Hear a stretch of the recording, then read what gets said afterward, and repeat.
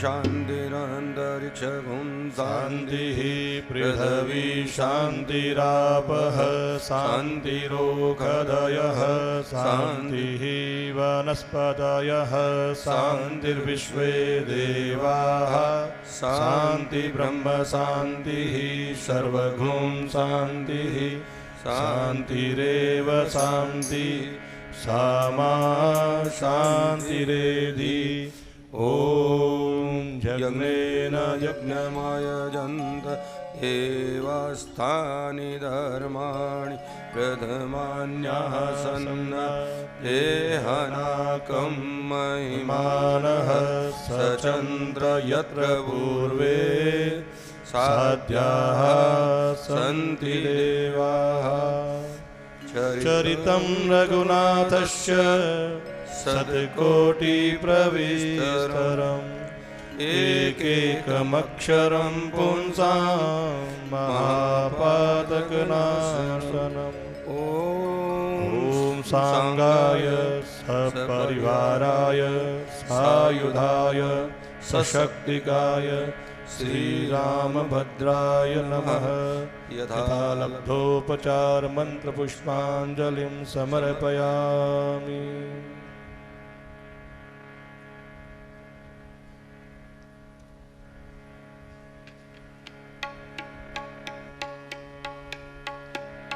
गजाननं भूतगणाधिसेवितं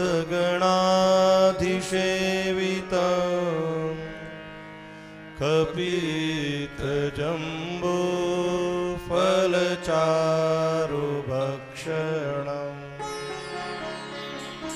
उमासुतं शोकविनाशकारकम्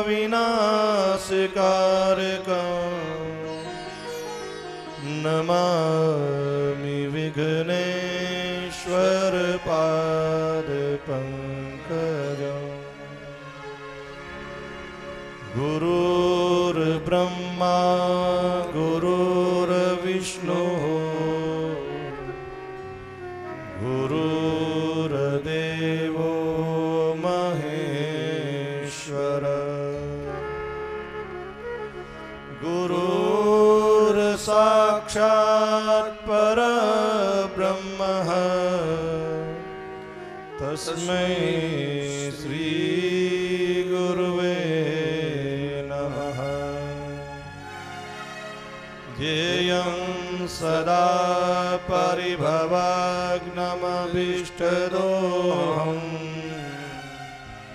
तीर्थास्पदं शिवविरञ्चिनुतं शरण्यम्। भृत्यार्तिहं प्रणतपालभवाब्धिपोतम्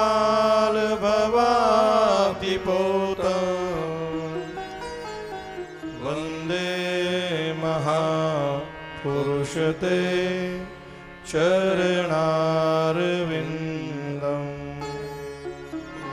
वन्दे महापुरुषते चरणारविन्दम्।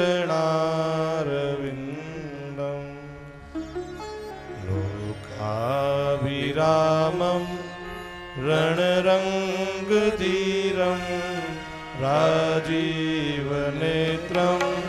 रघुवंशनाथं कारुण्यरूपं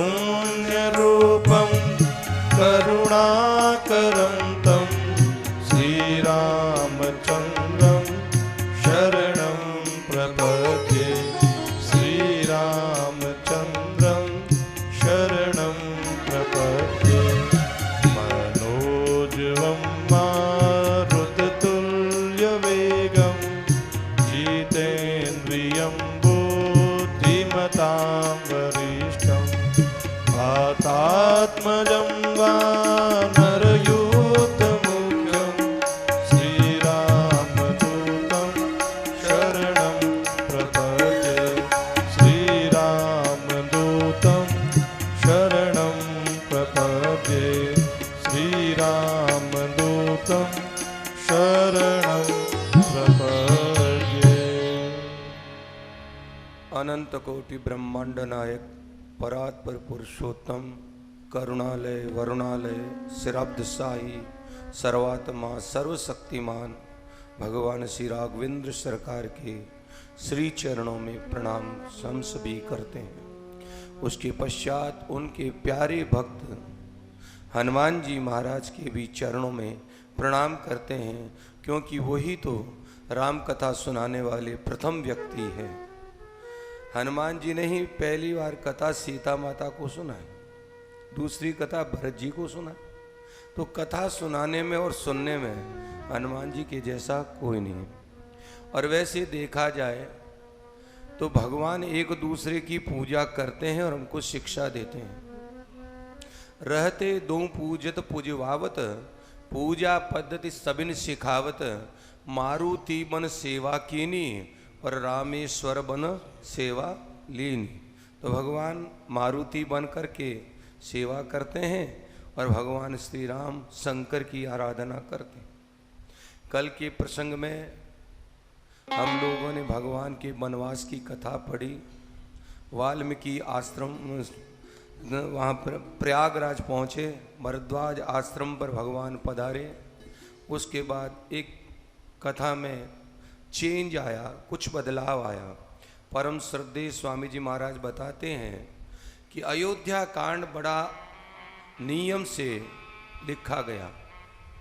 24 के बाद में एक छंद, 24 दोहों के बाद में, मगर आगे क्रम थोड़ा टूट गया। इसका कारण क्या था? परम संत तुलसीदास जी महाराज श्रृंगवेरपुर में बैठे हुए थे और रामायण की रचना करते हुए उनको ध्यान आया कि अगर मैं उस समय त्रेता युग में होता तो मेरे राम मेरे इस गांव के पास से निकले हैं, मुझे उनके दर्शन हो जाते। तो उनकी समाधि लगी और भगवान ने उनको दर्शन दिए। भगवान ने कहा तू नहीं था, मैं तो तब भी था और अब भी हूँ, ले मेरे दर्शन तो अब भी कर ले। उस समय के वर्णन को लिखने के लिए स्वामी जी महाराज ने कहा, हनुमान जी महाराज ने चौपाई एक दोहा लिखा, इसलिए वो क्रम थोड़ा सा बदल गया। इस क्रम को करने के बाद कुछ गांव की स्त्रियों की सहजता की बात बाबा जी ने लिखी कि स्त्रियां आती है, सीता जी को प्रणाम करती है और पूछती है कि ये तुम्हारे वो कौन से हैं? तो सीता जी घूंघट की ओट में हाथ करके इशारे से कहती है कि यो सांवले सांवले है ना, वो मेरे वो हैं, और जो गोरा गोरा है ना, वो मेरा छोटा देवर है। इस प्रकार सहजता है। उसके बाद में बाबा जी ने आगे की रचना में वाल्मीकि आश्रम और भगवान को पहुंचाया। वाल्मीकि आश्रम पर भगवान पहुंचे हैं, वाल्मीकि जी ने उनका स्वागत किया और उसके बाद में भगवान ने वाल्मीकि जी से पूछा कि मुझे बताओ मैं कहाँ रहूं। तो भगवान ने जब पूछा तो वाल्मीकि जी महाराज ने सहजता से कहा, प्रभु आप बताओ, आप जहाँ नहीं हो वो स्थान आप मुझे बता दो और मैं आपको रहने का दूसरा स्थान बता दूं। मतलब कि आप तो हर जगह विद्यमान है, अब मैं आपको क्या स्थान बताऊं। फिर भी आप जो नर लीला करने के लिए पधारे हैं, तो मैं आपको 14 साल वनवास में रहना है, तो मैं 14 स्थान आपको बताता हूँ। और उन्होंने 14 स्थान बताए। श्रद्धेय स्वामी जी महाराज कहते हैं, जब भगवान पूछते हैं और कोई बताता है तो भगवान का कर्तव्य बन जाता है कि उसको वहाँ रहना पड़ेगा।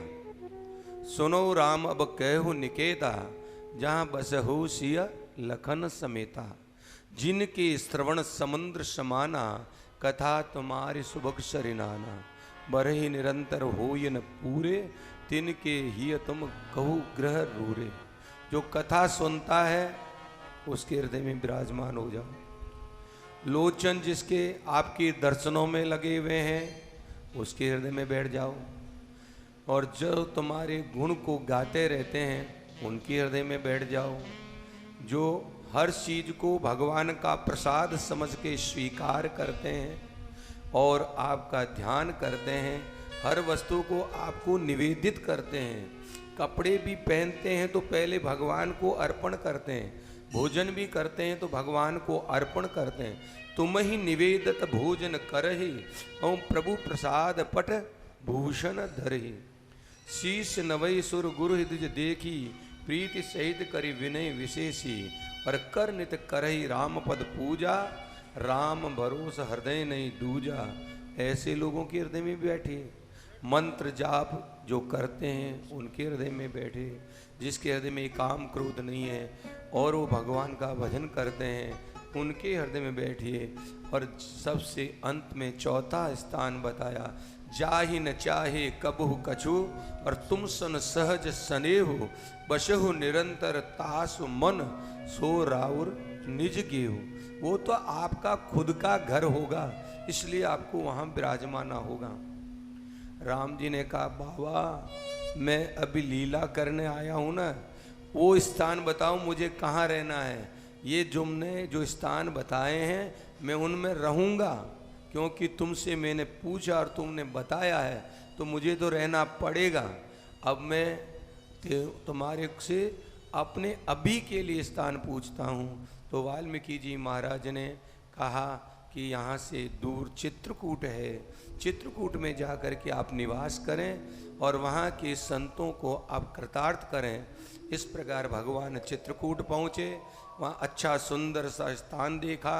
भगवान ने चित्रकूट की महिमा वाल्मीकि जी महाराज से सुनी और वहाँ जाकर विराजमान हुए। लखन जान की सहित प्रभु राजत रुचिर निकेत, सोहो मदन मुनिवेश जनु रति ऋतुराज समेत। रीति के अनुसार वहाँ जो व्यवस्था होती थी, भगवान राम लक्ष्मण सीता उस चित्रकूट में जाकर के निवास किया। यहाँ तक कि अभी करेंगे, उसके बाद का दूसरा विश्राम बाद में बताएंगे। कौशलेंद्र सरकार की श्री चरणों में प्रणाम, पवन पुत्र हनुमान की श्री चरणों में प्रणाम। अनंत कोटि ब्रह्मांड नायक और अनेक पूर्व में हुए आचार्य चरण और संत महापुरुषों की चरणों में प्रणाम। और हमारे भगवान श्री राम के अत्यंत प्यारे भरतलाल जी के चरणों में भी प्रणाम करते हैं। जग जब राम राम जप जेहि, जो संसार राम को जपता है वो राम मेरा भरत को जपता है। इसलिए भरत जैसा कोई नहीं है। भरत सरिस को राम स्नेही, जग जब राम राम जप जेहि। सुबह के सत्र में गुरु वशिष्ठ जी ने भरत जी को अनेक तरह से समझाया कि भरत तुम्हारे पिता सोच करने के योग्य नहीं हैं, तुम्हारे जैसे उनके पुत्र है, उन्होंने सभी कार्य संपन्न किए हैं, इसलिए तुम उनकी चिंता मत करो। भरतलाल जी ने कहा कि आप लोगों ने मुझे ज्ञान दिया है, बहुत अच्छा दिया है, मगर मैं सोचता हूँ कि मेरे जैसे व्यक्ति को अगर राज्य दे दिया गया ये पृथ्वी रसातल में चली जाएगी, क्योंकि मेरे ही कारण तो मेरे भाई को वनवास मिला, मेरे ही कारण मेरे पिता को सुरलोक में जाना पड़ा। तो इसलिए मेरे हृदय में तो ये जलन तभी ही मिटेगी जब मैं भगवान श्री राम के चरणों का दर्शन कर लूँगा। इस प्रकार विचार किया और कहा, गुरुदेव अब आज्ञा प्रदान करें तो हम राम के दर्शन करने के लिए अयोध्या से अपन जहाँ भगवान चित्रकूट में विराजमान हैं जाकर के दर्शन करें। गुरुदेव ने आज्ञा प्रदान की। भरतलाल जी रात्रि में विश्राम करने के लिए महल में गए और मन में सोचने लगे कि मैं अगर इस राज्य की सुरक्षा का उत्तरदायित्व पूरी तरह से न निभाऊंगा तो मैं भाई के सामने क्या मुंह लेकर जाऊंगा। इसलिए जो सेवक सपने में भी अपने धर्म से नहीं डिग सके, ऐसे सेवकों को बुला करके और राज्य के कोष का, राज्य की सुरक्षा का और सब व्यवस्थाएं उन लोगों को सौंप दी। वैसे सभी चाहते थे कि हम भगवान श्री राम की दर्शन करने के लिए जाएं मगर भरत जी ने जब ऐसे लोगों को नियुक्त किया तो उन्होंने अपना उत्तरदायित्व निभाने की पूर्ण कोशिश की। भरत जी महाराज प्रातःकाल उठते ही माताओं को पालकी में विराजमान किया, गुरु जी को रथ में विराजमान किया और आप सभी अयोध्या वासियों के साथ में रथ में विराजमान होकर शत्रुघ्न के सहित प्रस्थान किया। चलते चलते श्रृंगवीरपुर पहुँचे। निषाद राज गुह ने सुना कि भरत जी चतुरंगनी सेना लेकर के आ रहे हैं तो उनको थोड़ा विचार आया, क्या भरत को ये सेना अच्छी लग रही है? भरत क्या करने का विचार करता है? अगर भरत राम को अकेला वन में देखकर और उनके साथ युद्ध करने का विचार करके चतुरंगनी सेना लेकर जा रहा है तो मैं उसे सफल नहीं होने दूंगा। उन्होंने अपने सैनिकों को आदेश दिया कि आप सभी लोग तैयार हो जाएं, भरत के साथ युद्ध हो सकता है। तो उस वक्त एक बूढ़े निषाद राज के यहाँ सेवक ने छींक आने से ऐसा कहा कि ये सगुन तो ऐसा कहता है कि भरत राम से लड़ने नहीं, राम को मनाने के लिए जा रहा है।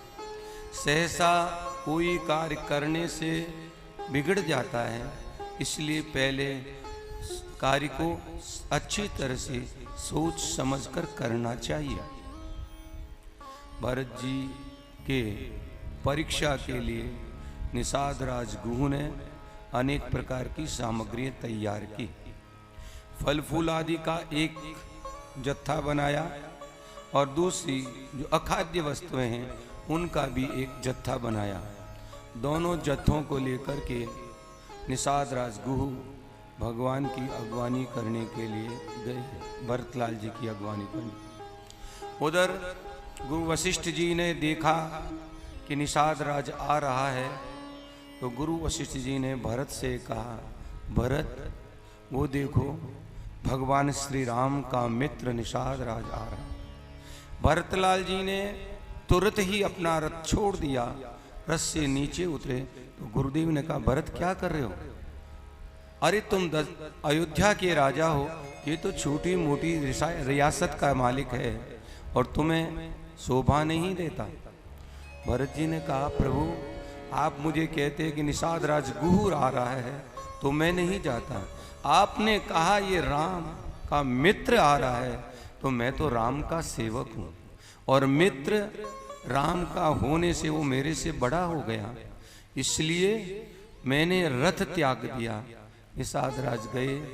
उधर निषाद राज गुह ने दूर से प्रणाम किया और कहा, मैं निषाद राज आपको प्रणाम करता हूँ। मर्यादा को ध्यान में रखते हुए कि हम लोग छोटे हैं, ये लोग बड़े हैं, हमको इनसे दूर से रहकर बात करनी चाहिए। मगर भरतलाल जी ने कहा, नहीं, आप तो मेरे भैया के मित्र हैं और हृदय से लगाए। गुरु वशिष्ठ जी ने भी उसको आशीर्वाद दिया। भरत जी ने किन्हीं सामग्रियों पर अपनी दृष्टिपात नहीं की। श्रृंगवीरपुर में जाकर के डेरा लगा दिया गया। भरतलाल ने निषाद राज से कहा, निषाद राज बताओ, मेरा भाई राम यहाँ आया था, उसने रात्रि विश्राम कहाँ किया होगा? ऐसा कोई स्थान मुझे दिखाई नहीं देता जहाँ मेरा भाई राम, मेरा भाई लक्ष्मण, माँ जानकी ने विश्राम किया हो। निषाद राज ने उस वृक्ष के दर्शन कराए जहाँ भगवान श्री राम और माता सीता ने विश्राम किया था। वहाँ पर भरतलाल जी ने दृष्टिपात किया और वहाँ की धूलि को उठा करके अपने मस्तक पर धारण किया।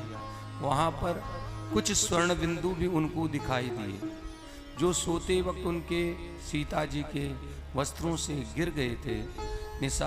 भरत जी ने उन्हें उठाया, अपनी आँखों के लगाया, सिर पर लगाया और माता सीता को प्रणाम करते हैं उसी प्रकार उनको प्रणाम किया। फिर निषाद राज गुह से कहा कि भैया अब रात्रि विश्राम यहाँ हो गया, अब तुम तैयारी करो, हमको आगे भगवान से मिलने के लिए जाना है। अनेक घाटों से नाव लाई गई, माताओं को चढ़ाया गया और सब लोगों को इस गंगा से पार पहुंचा दिया गया। चलते चलते प्रयागराज पहुंचे।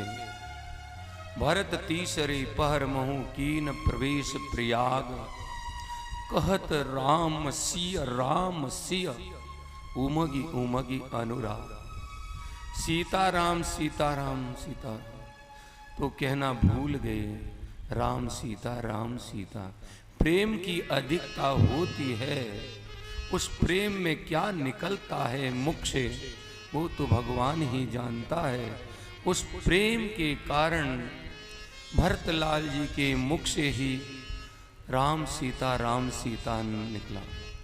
दूसरा, प्रयागराज को देख करके, उसके सांवल जल को देख करके भरतलाल जी को राम जी की याद आ गई।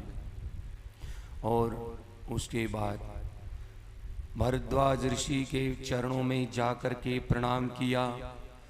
सभी मुनि से, वशिष्ठ जी से भरद्वाज ऋषि मिले और वहाँ पर जब मिलन हुआ तब ऋषि ने अपने सेवकों से कहा कि भरतलाल जी आए हैं, इनके स्वागत में इनके भोजन आदि की व्यवस्था करनी चाहिए।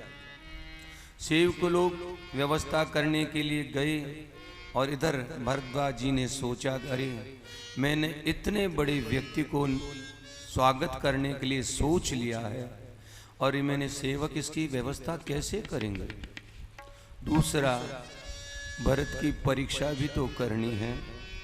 तो भारद्वाज ऋषि ने रिद्धि सिद्धि को आमंत्रित किया, जो रिद्धि सिद्धि को कभी अपने इधर स्वीकार नहीं करते थे, उन्होंने आज उनको स्वीकार किया।